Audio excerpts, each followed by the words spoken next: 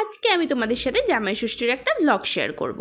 তার সাথে এটাও শেয়ার করব যে আমার বাড়ির সব কটা লোক কিরকম কমেডিয়ান। এরকম প্রথমেই একটা ব্যক্তিকে তোমরা দেখতে পেলে যে একটা ছেঁড়া গামছা পরে খালি গায়ে আমার সামনে দিয়ে চলে গেল। পৃথিবী ওলট পালট হয়ে যাক, কিন্তু আমার দাদুর ছেঁড়া গামছা পরাটা ম্যান্ডেটারি। আর আমার বাড়ির লোকেরা এক্সপ্রেশন দিতে একদমই পারফেক্ট। যেমন দেখো, এনার এক্সপ্রেশনটা দেখে কি মনে হলো ইনি খুব অবাক, আর এনার একদমই ইচ্ছা নেই শাড়িটার, কিন্তু ওনার মনে যে কতগুলো লাড্ডু ফুটেছে একমাত্র আমিই জানি।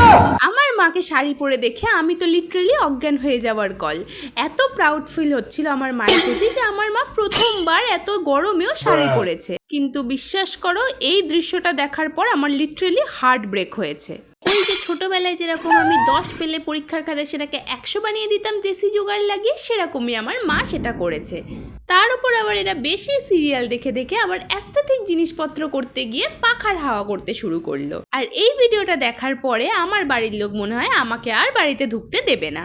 আমাদের লিটারালি খাওয়া স্টার্ট হয়ে গেছে। আমার ঠাম্মা হুট করে শাক নিয়ে এসে বললো, নে এবার ভিডিও কর, আমি শাক বাজাচ্ছি। মানে কি বলবো। আর এই দেখো মাটন ঝরে ঝরে পড়ছে, ঝরে ঝরে পড়ছে, এই পড়ে গেল পড়ে গেল পড়ে গেল, কিন্তু খেতে একদমই কারোরই ভালো লাগে।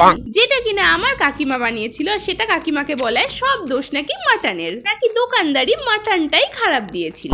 আর বাড়ির মেয়ের তো কোনো সম্মান নেই, তাই এরকম ভাবে খেতে দিল।